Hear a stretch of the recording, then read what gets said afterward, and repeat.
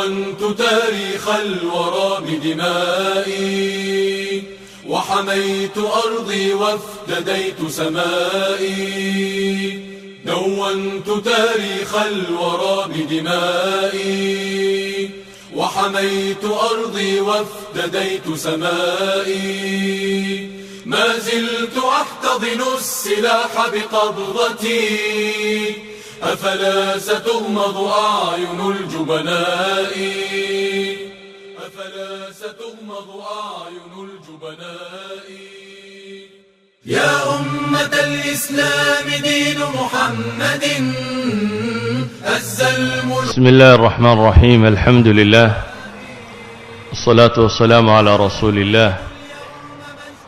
اللهم وفقنا لما تحب وترضاه وبعد فسلام الله عليكم ورحمته وبركاته waxaan hore uga soo warannay qiso dheer oo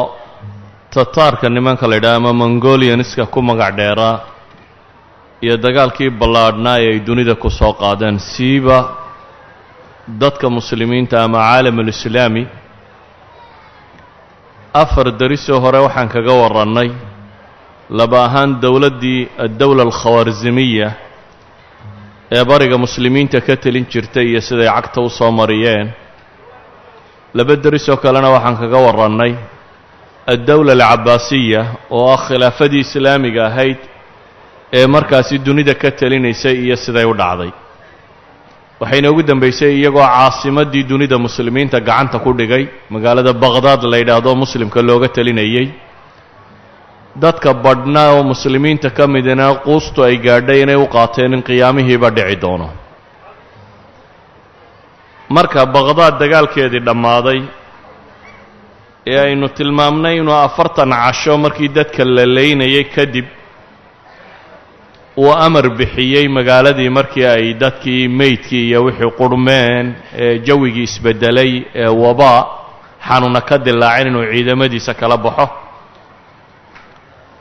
waxaa bilaabmay siyaasaddii caalamka ee waagaa in mar labaad haddana dib loo fakaro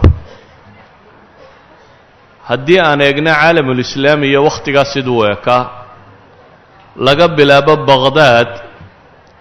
ilaa iyo jayna dacalkiisa laga gaadhayo inta ka dhexle tataar baa gacanta ku haya laga bilaabo kuriya ilaa iyo bolanda yurub laga soo gaadhayana tataar baa gacanta ku haya dunida qicada intaa leeg markaa waxaa ka talinaya dowladdii mongolianiska ahayd ee tataarka ahayd xagga muslimiinta markaan eegno ee galbeedka xigay waa wakhti iyana dowla almuwaxidiin ay dumaysay oo ay sii socotay oo dowla almuwaxidiin markaasi iyana waa soo burburtay oo andalus qaybo ka mida markaa dib waxa ula wareegay ee dowladihii yarraa ee gaalada ee ka jiray xaggaana dhanka muslimiinta waa laga soo cidhiidhiyey oo way soo dumaysaa waxa hadhay oo quri markaa waxa weeyaan qaybtii uu ka dhintay salaaxaddiin alayuubi ama dowla alayuubiya dowladdii lo odhan jiray waxaynu naqaanaa wakhtigan baqhdaad maalinta la qabsaday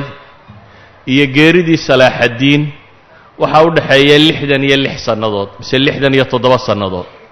salaaxaddiin 589 hijriyadu geeriyooday baqhdaadna waxaa la qabsaday 556 taa macnaheedu waxa weeyaan 67 sannadood baa u dhexeeya geeridii salaaxaddiin sidaynu naqaano dowlad weyn oo islaamiya buu aasaasay 569 hijriyada muddo 20 sannadooda ayuu xukumayey wuxuu mideeyey markaa caalam aad u ballaadhan oo muslimka ka mid ah dowladdaasi waxay ka telinaysay markuu dhiman doono allah u naxariistay salaaxaddiin alayuubi waddanka masar la yidhaahdo falastiin suuriya turkiya koonfurteeda xijaas iyo yaman inahaasoo dhan bay markaa ka telinaysay oo gacanta ku hayay wuxuu dib u celiyey salaaxaddiin saynu wada ogsoonnahay weeraradii ay reer yurubku qaadeen ama dowladii kristanka ee yurub dagaaladii ay ku qaadeen ayuu dib u celiyey waxaanu mar kale dib u xoreeyey bayt almaqdis oo waaqacatu xatiin kadib 3 bilood kadib ayuu wuxuu xoreeyey bayt almaqdis. salaaxaddiin alayuubi markaasi wuxuu dhintay baynu nidhi isagoo masar iyo shaam iyo xijaas iyo yaman iyo ciraaq qayb ka mida iyo turkiya qaybo ka mida iyo libiya iyo nawba inahaasoo dhan isagoo ka taliya ayuu geeriyooday. kiristankii markaasi soo duulayna ay ku hadheen dacal yaroo xeebah oo raacsiisan lebnaan iyo dacalladeeda sii raacsiisan. hase yeeshee geeridii salaaxaddiin alayuubi, salaaxaddiin wuxuu ahaa nin muslima oo akhlaaq fiican oo dhaqan toosan oo islaamiya leh, culamana ay agtiisa taagan tahay. waxaa nin mujaahida oo la yidhaahdo 20kii sannadood ee uu xukumayay waxaan filayaa inay taarikhyahanadu sheegaan 16 sannadood inay khaymadiisu ay ka dhisnayd goob dagaal, yacnii qaa'id caskari oo ciidamo hogaamiya ayuu ahaayoo aad muxanak u ah. wuxuu ahaa rajul siyaasiya oo masar intuu ra-iisul wasaare ka noqday dabeetana dowla alcabiidiya aw alfaatimiya, dowladdii shiicada sheegan jirtee meesha intuu ka takhallusay dib u soo nooleeyey sunnada waxa loo yaqaano. idan qaa'id caskariya iyo qaa'id siyaasiya labadaba nin aabuu ahaa, iyo nin muslimoo taqiyo alla ka cabsi badan. markuu geeriyooday may dhicin shakhsiyad isaga la midoo booskiisii buuxisa.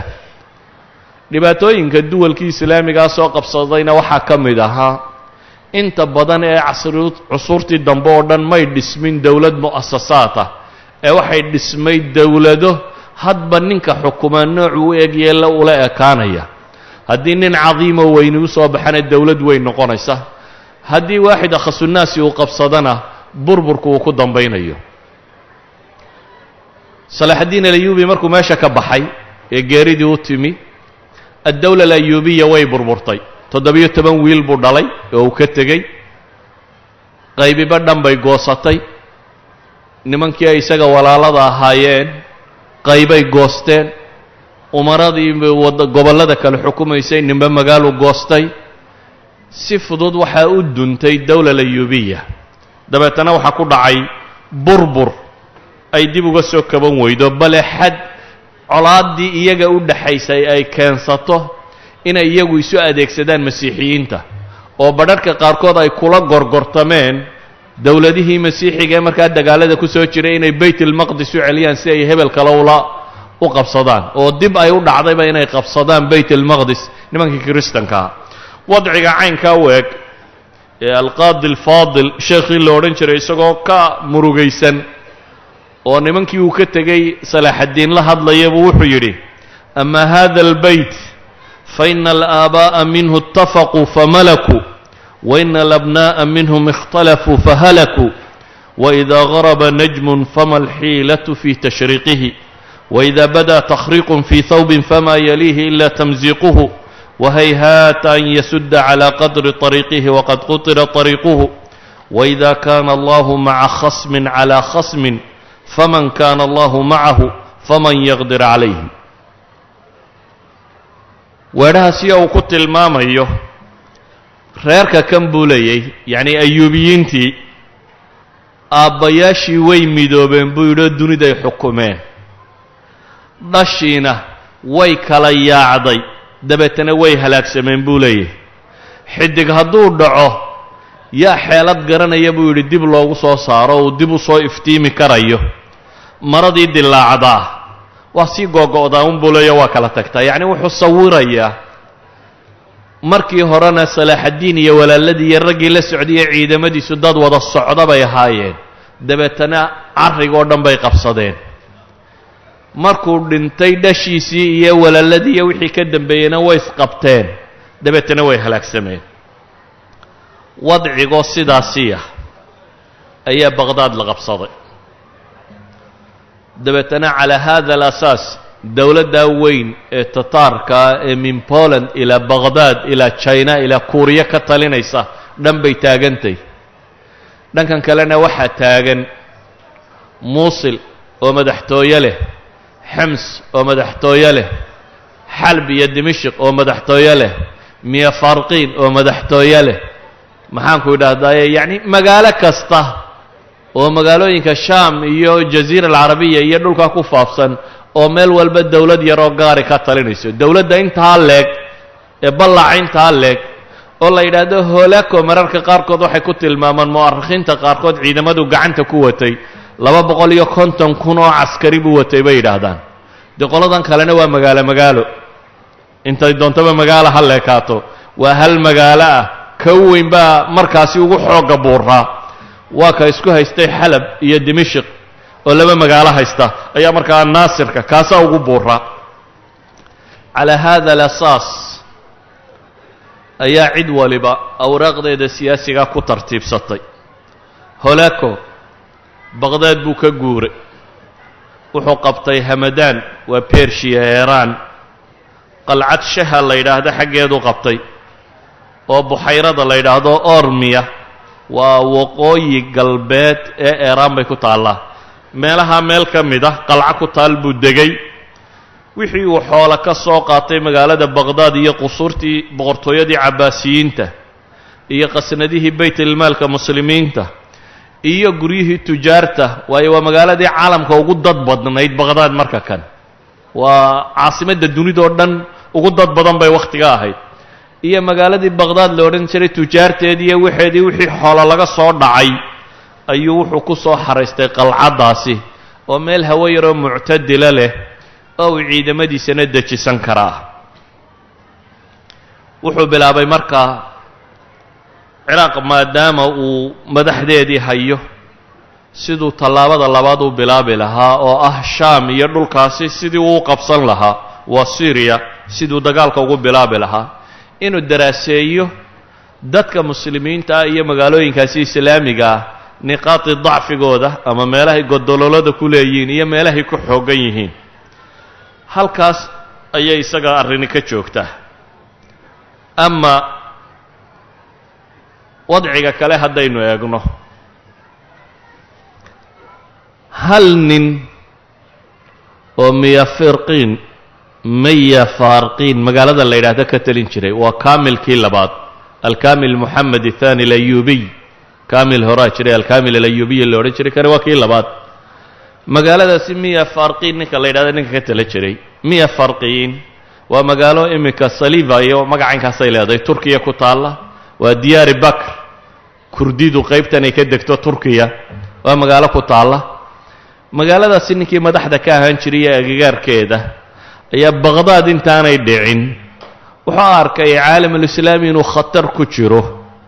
dabeetana wuxuu u soo kicitimay ayuubiyiinta raggii ahaa ee kala googo-ay, isaguna oo nin ayuubiya, inuu midayn karo oo uu isu keeni karo. dabeetana wuxuu yimi magaalada dimashq oo caasimadii ugu weynayd markaa shaama. dimashq waxaa haysta annaasir yuusuf alayuubi ninka la yidhaahdo. ninkaasuu u yimi dabeetana wuxuu ku yidhi ina haؤulaaءi tataar laa tufiidu macahum mudaara walaa tanjax fiihim khidma walaysa lahum gardun ila fi dihaabi اlanfusi wاlistiilaa'i cala اlbilaad wamawlaana الsulطaan qad badala lahum alamwaala min sana 42 ila اlyowm. boqorkii meesha tan haystuu la hadlaya wuxuu leeya war tataarku niman muslaxasho yaqaana ma aha, waan kuu shaqaynaya xataa lagagama nabadgala buu leeyahy. dan kaloo ay leeyihiin ma jiro inay bini aadamka tirtiraan mooyaane iyo dhulka iyo hantida inay qaataan mooyaane. u fiirsa buu leeyahay boqorkii dowlal cabaasiya haystay min 642 laga soo bilaabo buu leeyahay ilaa iyo hadda oo yacni 656 ilaa hadda buu leeyahay xoolun buu waday oo wuu muslaxayay uun. muxuu ka faa'iide ka dhacay buu leeyahy? waxba lagama helin.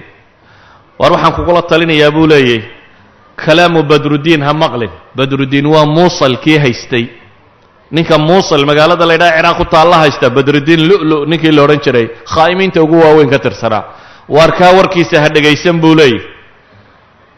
ergeyga aad diratay ee wasiirka kuu ah ee la yidhahda azayn alxaafidi isna warkiisa ha dhegaysan buu leeyahy. waxay rabaan buu leeyahy inay kaa dhigaan khubs iyo maciish, raashin la cuno inay kaa dhigtaan bay rabaan buu leeyahy. taladaydu waxay tahay buu leeyahy nimankaasi tataarkay u yihiin rusul oo ay iyagay dooranayaane adiga ku dooran maayaan buu leeyahy waxaanay rabaan inay kaa saaraan un boqortooyadaada ee nin yahow anigu waxaan go'aansaday inaan dagaalamoo dhinto naftayda ilaahay dartii baan u bixinayaa ee ciidamada aan isku darro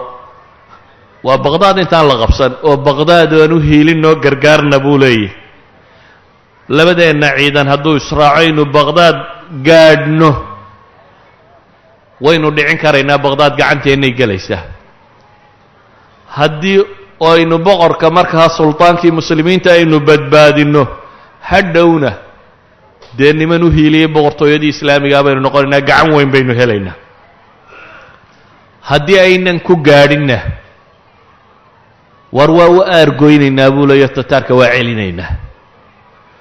waxaa ka muuqata ninkan alkaamil moxamed alayuubi inuu kalsooni ku qabo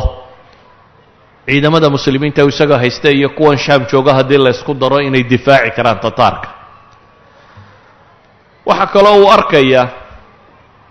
difaacu inuu baqdaad ka bilaabmay inaan loogu imanin miyafarqiin iyo dimashq inaan loogu imanin ee xagga hore inuu dagaalka ka galaan ama naasir isagu sidaa ulama muuqato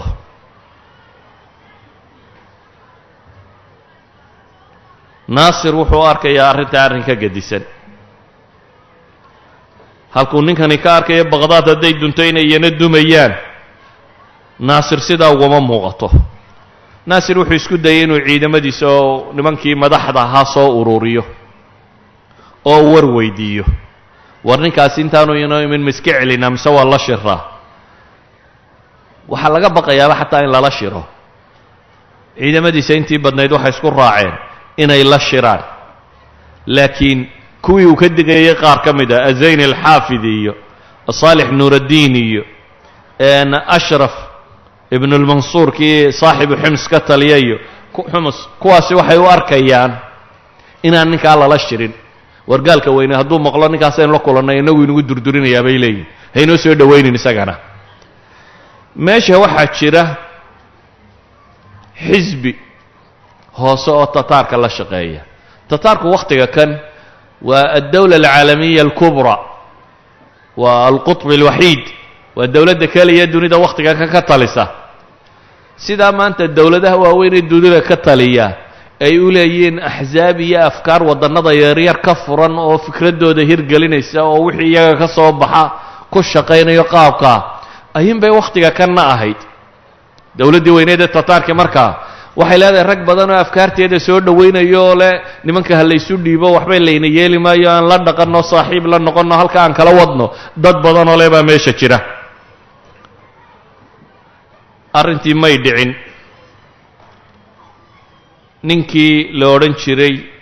almelik annaasir wuu aqbalay inuu ninkan soo dhoweeyo inay wada hadlaan laakiin wada hadalkiisii sidii uma muuqanin ee waxaa buu yidhi niyo waxaanaad sheegaysaa wax soconaya maaha nimankan tataarka aniga weli waaba isku yaro fiicannahay adiga cid kuu shafeecda aan diro oo holaaka u tagta oo kaala hadasho adigana inaan waxba lagu yeelin dee aan sidaa yeella buu yidhi dagaalkan iyo baabkan aad sheegaysan aan iska dayno kaamilkii wuxuu ku yidhi ji'tuka fii amri diini wa tucawidanii canhu biamrin dunawiy amrin diiniy ayaan kuula imi buu leeyahy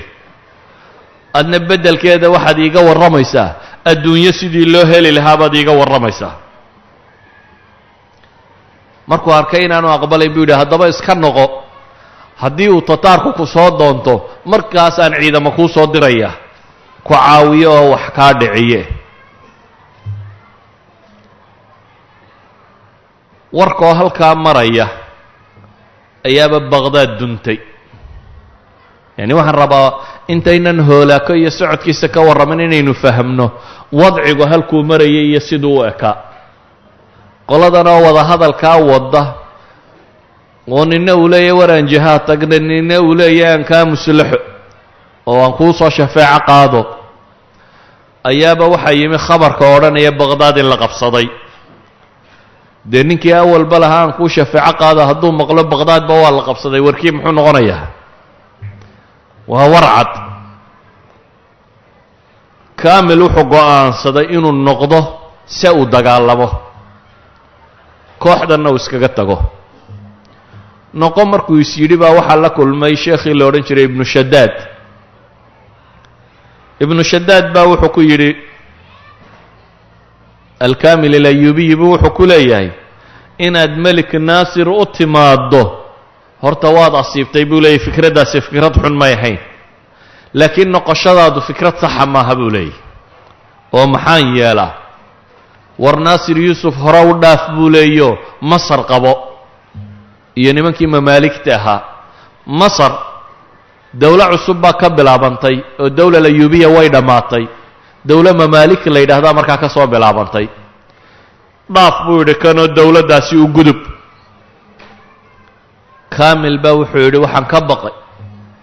naasir qalbigiisa iyo baqashadiisa waana col qolada ah marka haddaan xaggaa usii tallaabo inuu isaguba dagaalka nagu qaadaa baan ka cabsanayaa buu leeyahy sidaa awgeed masarna uuma gudbi kara buu leeyahy ibnu shadaad baa wuxuu ku yidhi haddaba intaad miyaa faarqiin ku noqoto kanaad leedahay wuu baqayaa carruurtaada iyo reerka iyo waxoo dhan intaad soo kaxayso isaga dulkeen oo dhan war waa kuwan waxaygii oo dham iyo waan kula dhimanaya magaaladiina madaxu yeel laakiin taasna muu qaadanin waayo wuxuu arkayaa ninkani inaanu ahayn nin marnaba u soo jeeda dagaal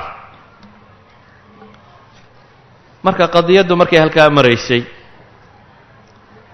kaamil wuxuu ku noqday magaaladiisii hoolaako iyo ciidamadiisiina koox yar oo ilaalisa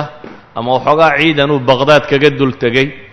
laakiin ciidamada intii badnayd eeraan waqooyigeedu ula kacay waxaa bilaabmay dowladihii yaryaraha ee islaamiga ahaa iyo raggii ka telinaya madaxda ahayd wufuud inay soo wada diraan ama iyagu yimaadaan iyagoo madaxweynaha cusubi guusha uu gaadhay ku tahniyadaynaya maxaa la tahniyadaynayaa 1 milyan oo muslima oo baqdaad lagu xaaqay iyo caasima alkhilaafa alislaamiya oo tirtirantay tahniyadeeday u socdaan markaa waxaa la tahniyadaynaya maxay hoolaako waa ninkaasi gaalka ah ciidankiisa wuxuu soo kaxaystay isagoo 38 jira waxaanu ku dhintay gebigiiba 48 jir meelahaasaan filaya hooyadii kristan nastuuriya bay ahayd xaaskiisuna waa kiristaanad iyaduna xaaskan hadda aabbihii buu ka dhaxlay aabbihii baa qabi jiray aabbihii markuu ka dhintuu isna dib u guursaday hoolaako madhabkiisa diinigiina waa madhabka rawxaaniga ah ee arwaaxda iyo shayaadiinta iyo baliya baaskaasi in la caabudo oo 1 milyan oo muslima dhiiggooda ku faraxashay magaalo qura ma aha intuu dad soo laayay waxaan ka warramayaa waa maxay waa baqdaad keliyaa la leeyahay min 800,000 ilaa milyuun ayaa la gaadhsiinayaa dadka qaarna way ka badiyaan mu'arikhiinta qaarkood ayaa wufuuddii caalamulislaami ka socotay soo socotaa iyagoo raba inay tahniyadeeyaan waxaa yimi amiirkii haystay magaalada muusa la yidhaahdee ku taalla ciraaq oo badruddiin lu'lu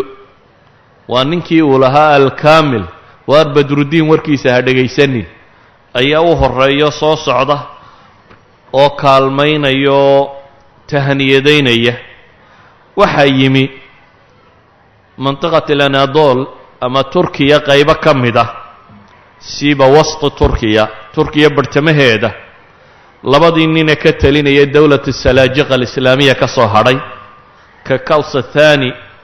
iyo qalj arsalaan araabic labadaasaa yimi oo iyana hoolaako ku tahniyadaynaya sida uu galay culammadii muslimiinta iyo boqorkii muslimiinta iyo waxaaba markii la biraynayay sidii uu gowracay waxaa kaloo yimi al-ashraf alayubi nin isna ayuubiyiintii ka mid ah oo haysta magaaladan xims la yidhaahdo ee hadda dagaalladu ka socdaan. waxaa kaloo yimi oo isagu wafdi gaara soo diray annaasir yuusuf oo ah amiiru xalb wa dimashq. waxaa awow ruma u ah salaaxaddiin alayuubi. salaaxaddiin alayuubi kuu awowga u yey inankiisii buu soo diray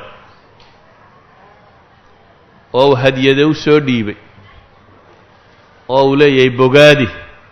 muslimiintaasi la jebiyey, oo weliba dano kalena wuu soo diray.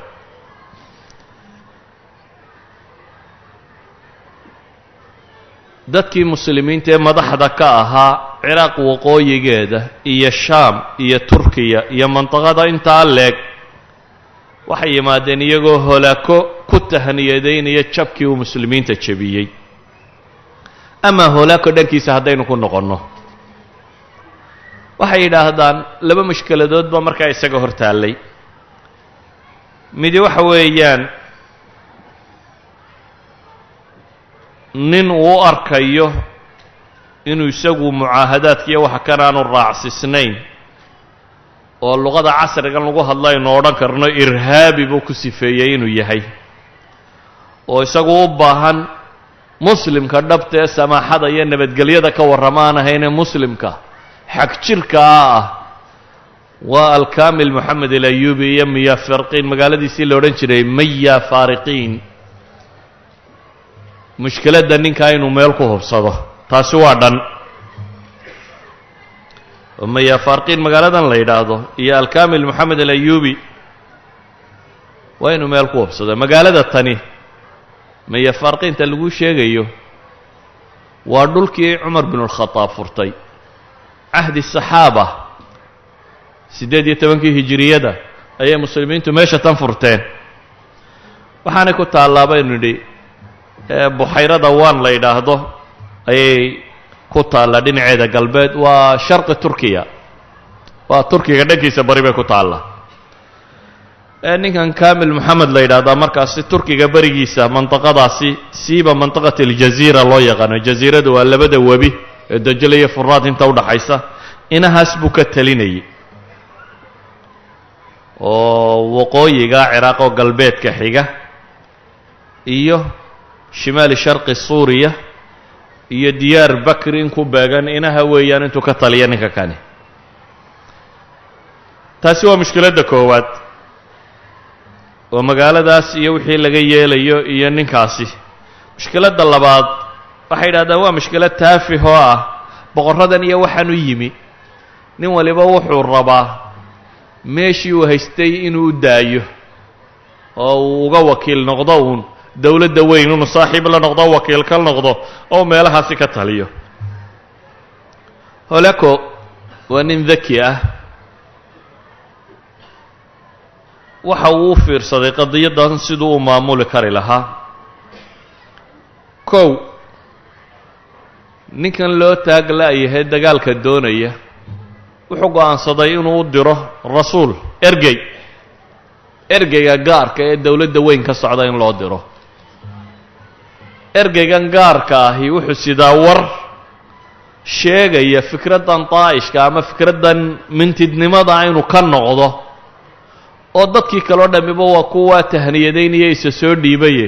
isaguna inuu isdhiibka aqbalo. ergeyga loo doortay waa ergey gaar ah oo afka carbeed ku hadla laakiin masiixiya. waa wadaad carbeed oo qisiisa oo yacquubi la yidhaahdo.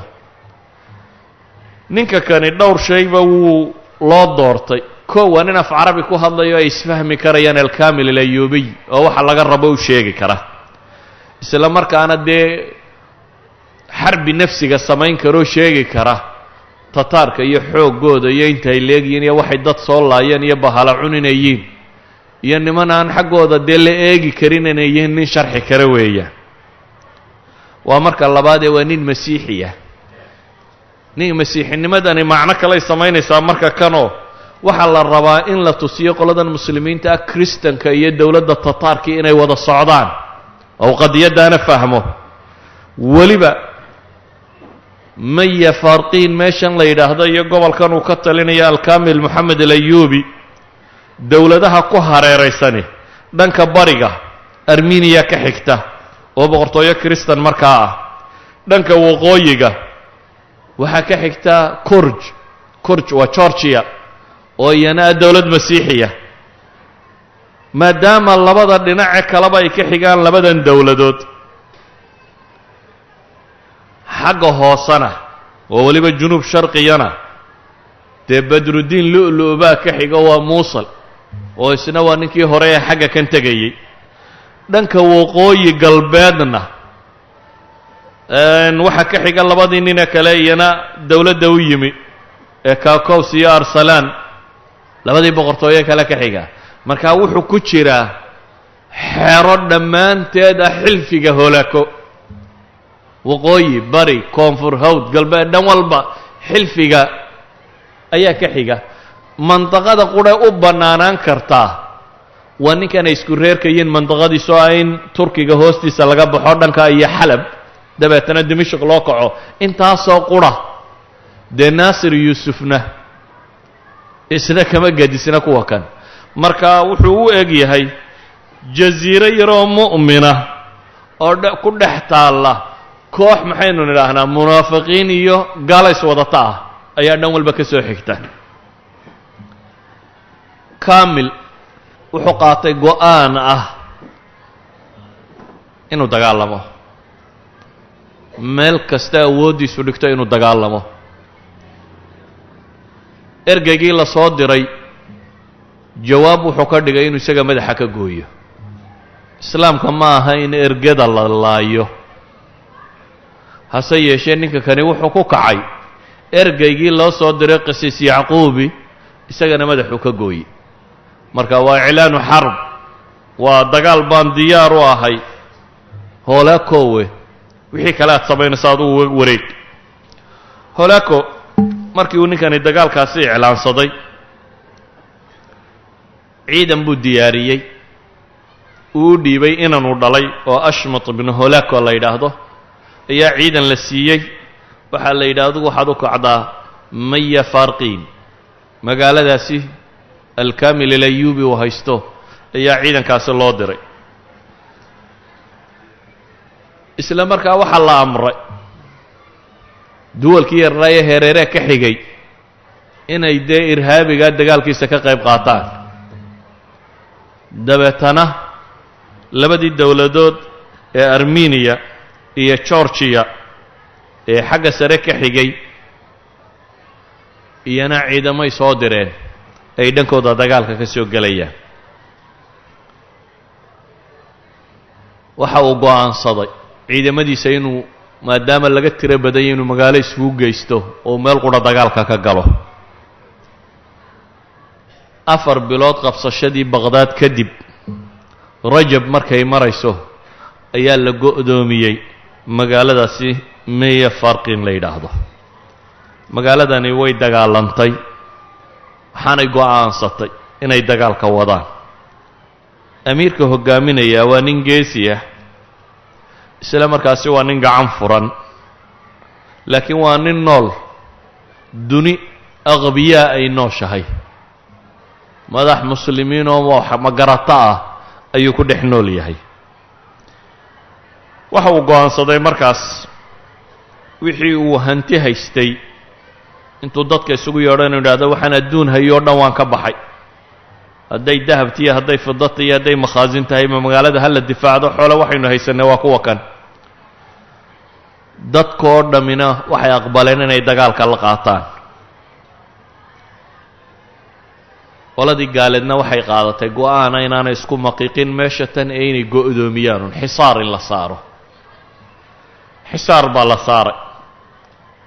ciidamada uu wato ninkan alkamil moxamed waxaa ku jira bay idhaahdeen 2 nin oo farisiyiin ah, yacni 2 faris ama 2 dagaalyahan oo ciidanka tataarka aad u dawakhiyey, xamlaad aad u adag oo ku dhufo ka cararana ku qaaday. waxaa aad ugu adkaatay tataarka inay magaalada tan galaan, laakiin dhanka kale waxaa u fududaatay go'doomintu inay mid dhaban noqoto. dhinacyadii gaaladu ka xigtay dee ciidamaba ka soo xiga, dhinacyadii muslimku ka xigayna waxay aqbaleen الnidaam الduwali اljadiid inay u hoggaansamaan. waxaa cilaaqaadka loo gooyey markaasi magaaladaasi miya faarqiin la yidhaahdiyo wixii degganaayoo dhan. waxaa la joojiyey in waxba haba yaraatee laa raashin walaa biyo walaa hub walaa waxba toona inaan laga gadin ama xaggooda loo kaxaynin. shacab iyo ummadiba oo isku raacdo. yacni waxaan rabaa inaynu ogaanuun taariikhdu mar kasta oo muslimiintu ay daciifaan, iimaanku uu liito, mabaadi'du ay lunto, waa nafsuhaa.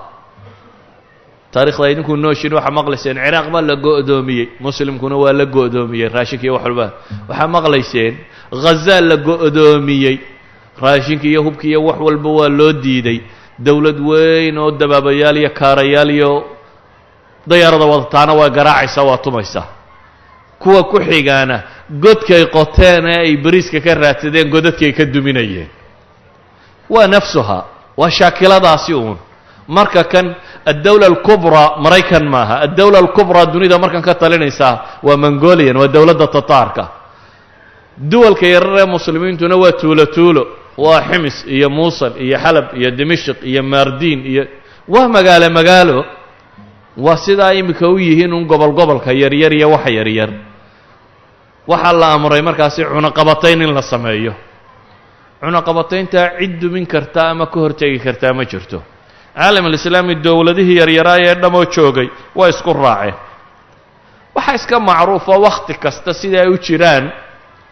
dad muhabitiinah oo dadka niyaddooda jabiya oo dib u dhiga oo yidhaha wax layskama celin karo oo in laysdhiibaa roon oo kan waxaa akhriya. mar kasta waa joogeen, waa la akhrinayay. qaar munaafiqiin oo madaxda nooca kana ammaanoo yidhaahda min alxikma waasiyaasa, farsamada nimankana hayaan, ayaa xikmadda iyo siyaasaddu mar walba waa joogtay. waa joogeen mar walba dad yidhaahda cidda muslimkaee isku dayda inay wax iska dhiciso la yidhaahdaa waa waalayin ama may xisaabtamin ama waxba kala garan maayaan, cid tidhaahda waa joogtay. magaalada tani laakiin waxay go'aansatay inay wax iska celiso. waxyaabaha aadka u cajiibkaa markaa waxaa ka mid ah taarikhyahanadu ay sheegaan dadka qaar waa la fahmi karaa bay leeyihin baqaa iyo waxa ku kalifay. waxaa ka mid ah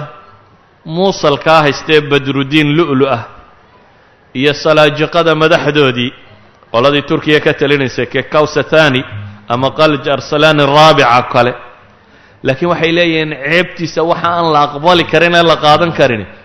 waa ninkana isku reeriyiine shalayna uu yime u lahaa waraan kula difaaca waddannada ee ila difaaca, ee lahaa ciidan baan kaa soo daba diri doonaa iska noqo. annaasir yuusuf alayuubiy oo labadii magaalo ugu xoogga badnaa ama ciidamadii ugu xoogga badnaa markaa isagu haysta, muu eegin diin iyo caqiidadii kala dhexaysay, ma eegin jaarnimada iyo waxa kala dhaxaysa, ma eegin bucdiga istaraatiijiga iyo haddii kan la soo cuno in isagana berrita la cuni doono. intaa waxa u dheer labada ninba waa ayuubiyiin, waa isku one family. muu eegin qoladan la bakhtiinaya isla faamiligiisii inuu yahay. shalay baana awowgood dhintay salaaxaddiin alayuubi, waxaasoo dhan ma eegin. isagoon salaaxaddiin alayuubi 70 sano weli ka soo wareegin ayuu xaalku halkan maraya. alkaamil ninkani waa ka yidhi marka lagu weeraraabaan kuu soo hiilinaya, nujda iyo kaalmu ka dalbaday, se waa diiday inuu u gargaaro wax kaalmaa inuu u diro, waayo kumaba fakerin marnaba inuu dagaalamo. bale dee wufuudda raggii dirayay buu ka mid ahaa. inuu ninkan u gargaaro daayee wafduu diray uu madax uga dhigay inankiisii alcasiiza lo odhan jiray oo hadiyada hoolaaka ugu sii dhiibay. hadiyadaha iyo bogaadinta muslimka laynteeda markuu sameeyo kadib codsina wuu u dhiibtay hoolaako. uu leeyahay qolo xaggan iga xigtoo masar la yidhaahda baan rabaa inaan ku duule waxaan rabaa dee dowladda weyne inay caawiso qolada tani la qabato. bal waalida arag adigu muslimka xaggan laga soo xaaqaya kaydadiisu xigeen baa hadda xisaar ku jira. isna gaalku wuxuu weydiisanayaa in madad la siiyo qolo kaloo muslimiin oo masar la yidhaahdo xaggan ka sii xigta dowlat almamaalik inuu ku duulo. laakiin dee nimankan siyaasiyiinta ee waaweyn ee markaa dunida ka talinaya ninkan nacasnimadiisa wuu fahmay. holaako wuu xanaaqay, wuxuu ka xanaaqay sidee iyadoo madaxdii waddannadu ay imanayaan oo lay bogaadinayo oo lay tahniyadaynayo aad adigu inankaaga u soo dirtee tahniyadda adigu aada uga soo qaybgeli weyday. mas'aladaa holaaka wuxuu u arkay inaanay sha'nigiisa weyn wax u cunta ma ahayn, nooc min xaqiraada inay tahy. dawlati tataari alkubraa inuu usoo diro dimashq iyo xalab ninka haystaa inankuu dhalay wax cuntama maaha, muu liqin arrinkaa. iyada dawlad kalean kusii duulayaa ee caawadaba intaan la islaba gaadhin may tani u cuntamin. sidaa daraaddeed holaaka warqad buu qoray waa naasir yuusuf uu u dirayo. waraaqda maxaa ku qoran? waxaa macruuf ah holaaka af carabiga ma yaqaano, mongoliyana carabiga laguma yaqaano, laakiin meel kasta kuwa aftahano oo turjumaano oo munaafiqiin oo aduba oo luqada yaqaano wax walba yaqaanaa hoos ordaya. waatan warqaduu qoray, bal holaaka warqadiisa u fiirso. naasir yuusuf wuxuu leeyahay hallay caawiyo. holaaka jawaabtan buu u diray: aladii yaclam bihi almaliku naasir saaxibu xalb أنا قد فتحنا بغداد بسيف الله تعالى وقتلنا فرسانها وهدمنا بنيانها وأسرنا سكانها كما قال الله تعالى في كتابه العزيز إن الملوك إذا دخلوا قرية أفسدوها وجعلوا أعزة أهلها أذلة وكذلك يفعلون واستحضرنا خليفتها وسألناه عن كلمات فكذب فواقعه الندم واستوجب منا العدم وكان قد جمع ذخائر نفيسة وكانت نفسه خسيسة فجمع المال ولم يعبأ بالرجال وكان قد نمى ذكره وعظم قدره ونحن نعوذ بالله من التمام والكمال إذا تم أمر دنا نقصه توقع زوالا إذا قيل تم إذا كنت في نعمة فرعها فإن المعاصي تزيل النعم وكم من فتى بات في نعمة فلم يدر بالموت حتى هجم إذا وقفت على كتاب هذا فصارع برجالك وأموالك وفرسانك إلى طاعة سلطان الأرض تأمن شره وتنل خيره كما قال الله تعالى في كتابه العزيز وأن ليس للإنسان إلا ما سعى وأن سعيه سوف يرى ثم يجزاه الجزاء الأوفى. waa waraaqda qur-aanku ku qoran yahay holaakay ka socota. holaako wuxuu ogyahay nimankuu la hadlayaa noocayiin. saa daraaddeed wuxuu u diray waraaqda uu leeyahay wuu og yahay buu yidhi boqor naasir oo xalab ninka ka taliya ahi inaannu baqdaad ku furannay seeftii ilaahay buu leeyahay oo aannu geesiyaasheedii laynay oo aannu dhismaheedii duminnay oo aannu dadkeedii maxaabiis ka qafaalashiya maxaabiis u qaadannay sida ilaahayba qur-aanka ku yidhi buu yidhi boqorradu hadday magaalo galaan waa fasaadiyaan oo dadkeedii madaxda ahaa bay duleeyaan wakadalika yafcaluun. waannu u yeedhnay buu yidhi boqorkeedii, su'aalaannu weydiinnay, been buu noo sheegay, dabeetana bal ayaa qabsatay buu leeyahay. waxaanu naga mutay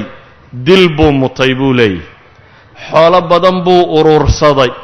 naf liidatuu ahaa buu leeyahay, xooluu ururiyey, ragse muu dhaqan buu leeyahay. xoolaha raggii ilaalin lahaa muu dhaqanin buu leeyahay. magiciisaa weynaaday, sharaf buu yeeshay. ilaahayna waxaanu ka magan gallay buu yidhi dhammaystiranka dabadeed nuqsaanta timaadaan ka magan galay buu leeyahay. dabeetana gabay buu tirinayaa mas'aladaa ka warramaya wax waliba hadday kaamilka gaadhaan kamaalna yeeshaan inay dhibaata ku dhacdo. kadib wuxuu leeyahay holaako waraaqdaydaasi hadday ku soo gaadho fasaaric birijaalika waamwaalika wafursanika ilaa taacati suldaani alard la soo degdeg buu leeyay waxaad rag iyo xoolo iyo geesiyaal iyo farda haysataba soo kaxee oo degdeg ugu kaalay buu leeyay boqorka dunida ka taliya markaasunbaad sharkiisana ka nabadgeli kartaa khayrkiisana heli kartaa sida ilaahay baa qur-aanka ku sheegay buu yidhi waan laysa lilinsaani ilaa maa saca bini aadanba miyuu leeyahy wuxuu shaqaysta mooyaane wa anna sacyahu sawfa yuraa wuxuu shaqaystana waa u arki doonaa uma yujzaahu ljazaa'i lawfa marna buu yidhi hays hortaagin ergeyga aan kuu soo diray sidaad ergeygii hore aanad isu hortaagtay aad u iman weyday dabeetana wuxuu ugu qoray faimsaakun bimacruuf aw tasriixun biixsaan waqad balagana ana tujaaru shaami wagayrihim inhazamuu bixariimihim ilaa masr weliba buu leeyahy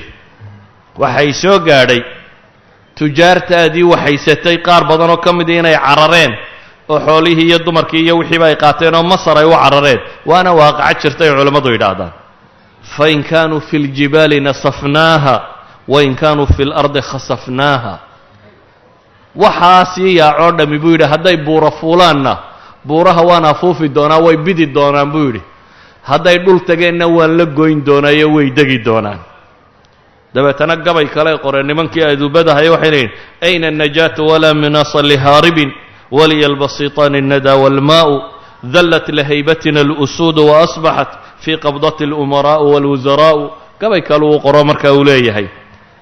xaggee baa lagu nabadgelayaa xaggeese loo carari karayaa anigoo dunidao dhan yacni gacanta igu jirto haybadayada libaaxyadaa u dulloobay gacantaydana waxa umare iyo wasiiro dhammina halkan ku hayaa buu leeyahy waraaqdaasaa loo qoray boqorkii dimashaq haystay iyo xalabka talinayay maxaa ka filaysaan marka kursiga waa la jecel yahay in laga kacaana ma fududa ninkii uu hadaayaadkiiyo wax walba u dirayna saan buu ku soo jawaabay hadduu jihaad iclaamiyey marka annaasir yuusuf wuxuu leeyahy jihaad weeyaan waa mar baqdaadna la haysto miya farqiinna ay ku jirto xisaar ay ku jirto markay kursigiisa soo gaadhay ayuu jihaad iclaamiyey waxa kaaga daran jihaad iclaaminta nin buu haddana diray xagguu u dirayaa mamaaligtuu u diray masar buu nin u diray uu leeyahay soo gaadha shalayna xagguu u dirayey hoolaakuu nin u diro u lahaa i soo gaadh qolada maan qabsanayaayoo ciidanisi kii uu lahaa waan qabsanayaa ayuu haddana u dirtay rasuule wuxuu leeyahay waar i soo gaadha waa lay hayaa tataarkii baa ay hayee yacni marka mabaadi'du lunto ee umamku ideologiga iyo caqaa'iddii waxay rumaysan yihiin markay lumaan saasay noqdaan ninkay marna cadow u arkaan marna saaxiib u arkaan hala yaabin maanta haddaad soomaaliya kuwan iyo kuwa xiga iyo waxa xiga aragto marna xabashi laleeyahy waa lala dagaalamaya marna xabashi laleeyahay soo yaacona soo gaadho qolo kalaana haysee waa nafsu shay waa mabaadi'du hadday lunto kursigunbaa asala kursigaa wixii uu ku nabadgelayo haddii gaal la keeni kara iyo haddii muslim la keeni karaba wixii kursigaa ilaalin karaya waa la keenaya hadda ninkan odaygaa agtiisa jihaad baa ka iclaansan caamadana badh baa loo sheegayaa in jihaadkaasi la galo annaasira yuusuf magaalada ku xigtay wuu go'doomiye oo raashinkuu ka jaray wax walbana wuu diiday ninkay tolka ahaayeen haatanna jihaad buu iclaamiyey dadkii badh baa xamaasaday qaadoo aqbalay waayo dadka waa muslimiin isla markaana gaalkan tataarka ama rabaan agtoodana waa ku adagtay in gaal uu xukumo bulshadii badh baa aqbashay dabeetana dagaal baa loo diyaar garoobay laakiin dagaalku dhab ma ka yahy naasir yuusuf dagaalku dhab ma ka yihi su-aal isweydiin la weeyaan waxay ahayd hadduu dagaalamayo inuu ama kuwa xisaarka jira dagaalka ka dee taageero ama bal sidii kale uu dagaal u geli karo bal u fiirso haddaba say taarikhyahanadu sheegayaan waxay dhahaan ciidan buu ururiyey ciidanku wuxuu ku ururiyey barza tuulo yaroo la yidhaahdo dimashq ku xigta ayuu ciidankiisii isugu keenay dee waxaanay ahayd xaguu ka taliyaa ma dimashq buu ka taliyaa mise ilaa xalab buu ka talinayay waxay ahayd inuu xalab xagga shishe ka maro waayo tataarku waxay go'aansadeen dhanka sare inay ka soo galaan iyadoon qadiyaddaa markaan ka warramayo hoolaaka iyo sheekadiisa tilmaami doono laakiin xalab kamuu difaac geline waddankiiba intuu ka soo kacay buu wuxuu yimi maxay dimashq duleedkeeda tuulo yaroo ku taalla ayuu ciidanka ku ururiyey si uu halkaa uga dagaal galo waxa uu sameeyey marka amiiradii kale meelahan daadsanay ee ayuubiyiintaha buu waraaqa u qortay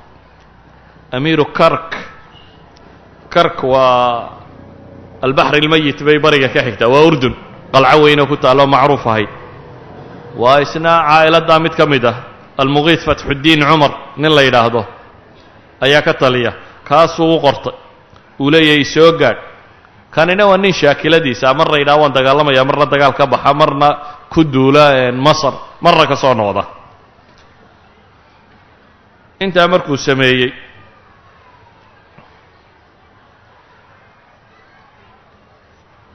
balan ninkaa iyo dagaalkiisa iyo diyaargarowgiisa halka ku dayno ninkii la odhan jiray hoolaako oo qalcadii shaha deggan oo ciidamadii meesha ku urursaday wuxuu diyaariyey sidii uu dagaalka u geli lahaa maadaama uu naasir yuusuf iclaansaday inuu dagaal bilaabayo waxa uu ninkani sii xoojiyey xidhiidhkii uu la lahaa masiixiyiinta isla markaasi waxa uu bilaabay si xidhiidhkaasi uu xoogoobo inuu hadiyado iyo abaalmarino siiyo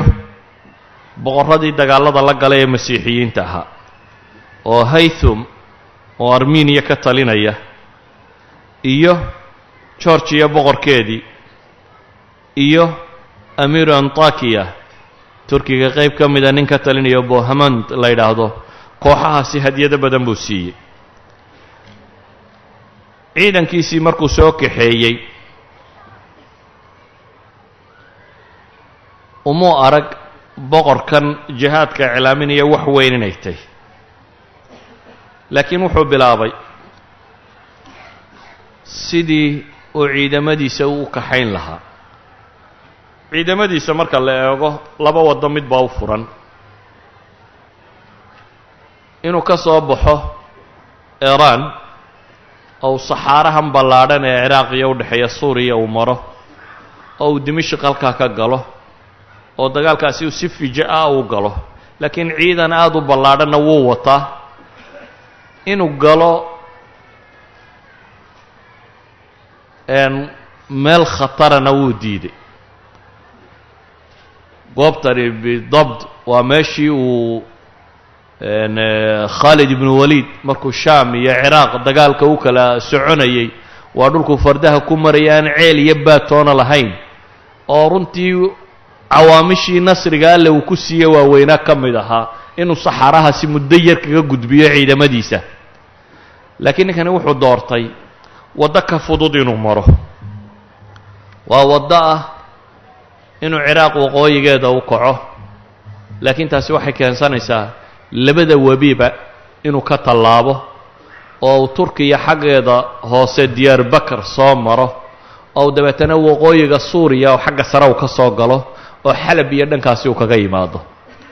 go-aankaa buu hoolaa ka qaatay inuu xagga sare ka soo galo waayo inkastoo anhaartiiyo webiyadu ay yihiin mucawiq tabiiciya yacnii shay ciidamo ballaadhan in laga tallaabiya ay adag tahaya haddana waa dhul daaqsin fiican leh oo fardaha iyo dee ciidanku dhulkan uu marayo ay wax fiican ka helayaan biyo badan leh oo aan la harraadaynin isla markaana waa meel u dhow ciidankii hore meeshuu u diray oo haddii ay u baahdaan taakulayn miya farqin ciidankiisii go'doomiyey inankiisu watay dee waddadan iyo meeshaas ilaa 170 kilomitir meelahaasay isu jiraan, xaggaana taakulayn buu siin karaa. wuxuu doortay markaa inkastoo cunsur mufaaja ay ahayd inuu tan kala maro, inuu taa sare maro oo aanu ciidamadiisa iska lugoynin. ay ciidamada aadka u ballaadhan ee ragga badhay ku sheegeen ilaa 250,000, qaar leeyihin ilaa 220,000, aduu ciidamo 100,000 ayuu wadaa. hamadaan buu ka soo dhaqaaqay isagoo dhanka galbeed u socda, buuraleydaasuu ka soo tallaabay, ciraaq ayuu waqooyigeeda bari soo galay, magaaladan irbil la yidhahdee kurdidu degaan buu maray, waa sii dhaafay, magaaladan muusul la yidhaahdo ayuu tegey oo badrudiin loo egri uu haysto, waa ka tallaabay. halkaas wuxuu kaga tallaabay webigan dajla la yidhaahdo oo aynu odhan karno waa teedkii koowaad ee biyo ee celinayey, oo ciidan intaa leeg in webi laga tallaabiyaa wax fudud maaha. saa daraaddeed mantiqo aamin oo aan dagaal ku qabsanaynin waa inuu ciidamadan ka tallaabiyaa. marka badrudiin lo ma aha nin dagaalo, waa ninkii soo dhoweynayey, meeshaasuu ka tallaabiyey. waa ka sii socday ilaa iyo uu ka tallaabay webiga dajla, uu dhanka kale uga tallaabay. dabeetana wuxuu sii qabsaday magaalada nasiibiin la yidhaahdo ee koonfurta turkiga ku taalla. waa magaalo markaa 170 kilomitir u jirta miya farqiintii. halkaa markuu joogay ee magaaladaa qabsaday aanu wax dhiba la kulmin, ayuu magaalooyinkii yarraa ee agagaarkeedahana xaraan iyo raha iyo elbira iyo magaalooyinkaasoo dhan buu iyana cagta mariyey. waa koonfurta turkiga oo dhan markaa ayuu gacanta ku wada dhigay. halkaa markuu joogo waxay yidhaahdaan dhanka kale weli xisaarkii wuu ku socdaa magaalada miya farqiin. inuu inahaa ka soo tallaabo oo uu soo socdo ilaa iyo uu soo gaadhayo elbira ayuu kaga tallaabay webigii furaat ee uu dambeeyey, ilaa iyo uu ka soo gaadhayo xuduudda turkiga uu ka soo tallaabo oo u soo jirsado magaalada xalab la yidhaahdo in 50 kilomitir u jirta. wakhtigaasi waxay ku qaadatay 1 sano. ciidanka tiradaa leh in halkaa laga dhaqaajiyo, sidaa loo wado, intaasoo magaalo la dhex mariyo, intaasoo dhan uu sii socdaa, waxay ku qaadatay 1 sano. muxaram marka ay marayso 658 ayuu wuxuu bilaabay inuu square ka qabto magaalada xalab la yidhaahdo. xalab waxaa markaa amiir ka ah oo wakiil uga ah naasir yuusufkii, adeerkii oo tooraan shaah la yidhaahdo oo isna ayuubiyiinta ka mid ah. tooraan shaah waa nin mujaahida oo dagaalyahana. wuxuu diiday magaalada inuu furo markaasi ee dagaal buu iclaansaday. nimankii tataarka ahaana manjaaniiqdii ilaa 20 manjaaniiqdu waa almadaafic athaqiila fi hada alcasr, waa madaaficdii waaweyneyd ee casriga derbiyada lagu dumin jiray ee magaalooyinka lagu weerari jiray. ilaa 20 manjaniiq buu u rakibay. waxaa bilaabantay in la garaaco magaaladii xalab lo odhan jiray. sanad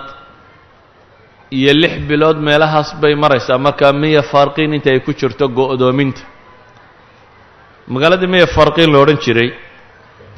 waxaa ka dhammaaday raashinkii. inayse isdhiibaan way diideen. dabeetana wabaa xanuunna ka dilaacay. dadka intii badnaa gaajay u geeriyoodeen iyo xanuunnadii. markii dhaqdhaqaaqa magaalada uu yaraaday bay waxay bilaabeen qoladii ciidankii dul fadhiyana inay manjaniiqyada ku garaacaan oo ay dumiyaan suurkii ama qalcadihii ku wareegsanaa magaalada. 18 bilood kadib, sanad iyo 6 bilood kadib ayay magaalada gudaheedii soo galeen. taarikhyahanada qaarkood waxay yidhahdaan dad nool magaaladaba waxaa loogu yimi 70 qof. intii kale xanuun iyo gaaja u dhimatay. qoladan gaaleedna waa iska dul fadhida un maadaama niman dagaalyahano markii hore dagaal u iclaansado in badan la dagaalamayay ay ku jireen kumay dhiiraninayana inay galaan magaalada dadkii ku jiroo dhammi waa madheen taarikhyahanada qaarkood baa waxay odhanayaan 70 qof baa nolol loogu tegey oo uu ka mid yahay alkaamil alayuubiy alkaamil moxamed alayuubi uu ka mid yahay ayay nololba isaga ku soo qabteen markay nolol ku soo qabteenna waxay go'aansadeen in loo diro hoolaka loo soo diray markaa hoolaka oo xalab isku weer ka haya ayaa waxaa loo keenay iyadoo la sido ninkii la odhan jiray alkaamil moxamed alayuubi waxay dhahdaan markiiba may dilin ee magaaladii uunbay baabi'iyeen guryihii way gubeen derbiyadeedii waa dumiyeen wixii qalcad iyo suur ku yaallay waa la dumiyey ninkanna maxbuusnimaa loo hayaa maxaa ay u dili waayeen markiiba waxay leeyihiin lacalla inuu rabay ayuubiyiinta kale inay isdhiibaan oo kan ximis jooga iyo kan dimashq ka dagaalamay iyo xalab towraan shaahan jooga iyo nimankan meelahan ku jiro dhan ninkan waa isku family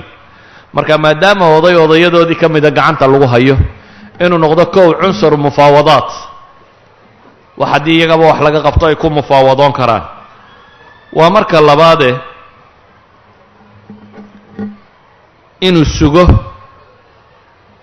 inta ay wax iska beddelayaan warkii ahaa markuu yimi in magaaladii miyafirqiin la qabtay ninkii odayga ahaana la soo qabtay magaaladii la odhan jiray xalab way niyad jabtay waxaanay u arkeen iyaguna inaan wakhti u hadhin waxaanay go'aansadeen meelaha qaarkood inay albaabada isaga furaan oo la soo daayo laakiin tooraan shaahoo zaciimkoodii isagu wuu diiday fikraddaa wuu aqbali waayey markuu arkay in wixiiba jabeen oo aan wax weyni jirin ayaa waxaa la bilaabay ninkan odayga ee la qabtay in tacdiib loo bilaabo hoolaka wuxuu amray in la xidhxidho marka la xidhxidho kadibna isagoo nool hilibkiisa in la googooyo kadibna in isaga la cunsiiyo isagoo nool baa la xidhay salad baa kolba la soo jaraa afkaa laga geliya isagaa la cunsiiyaa sidaa loogu waday buu ku dhintay alkaamil moxamed alayuubi isagoo xidhxidhan oo hilibkiisa la cunsiinayo ayuu raximahu llah isagu geeriyooday laakiin kuwo badan oo aynu ka warrami doonnaa iyagu waxay geeriyoodeen iyagoo dulliya annaasir yuusuf xagga dambaan ku tilmaami doonaa siduu ku geeriyooday isagu laakiin ninkani isagoo shahiidoo dagaalamaya oo sharaftiisa iyo diintiisa iyo dadkiisaba difaaciyuu geeriyooday ilaahayna qur-aanka wuxuu ku leeyahy walaa taxsabanna aladiina qutiluu fii sabiili اllahi amwaata bal axyaaءun cinda rabbihim yurzaquun farixiina bima aataahum allahu min fadlih wayastabshiruuna biاladiina lam yalxaquu bihim min khalfihim alaa khawfun calayhim walaa hum yaxzanuun yastabshiruuna binicmati min allahi wafadl waana allaha laa yudiicu ajra almu'miniin geerida waa loo simayo waa la wada geeriyoonayaa laakiin waxaa kala gedisan qof soo jeedo dantiisa iyo diintiisa iyo dadkiisa iyo ummaddiisa difaacaya inuu geeriyoodo iyo qof daliilah oo isdhiibay oo dulloobay oo haddana dullinimada ku dhintay aad bay u kala fogyihin waxa aan wax badan sii joogin markaa inay isdhiibto xalb oo albaabada ay furaan laakiin uu diido amiirkii ka talinayay oo ah towraan shaah sheekh xuseenna hadduu halkan soo fadhiistay male wakhtigu uu dhan yahay halkaasay inoogu joogaysaa wasalaamu calaykum waraxmat ullah كونت تاريخ الورى بدمائي وحميت أرضي وافتديت سمائي دونت تاريخ الورى بدمائي وحميت أرضي وفدة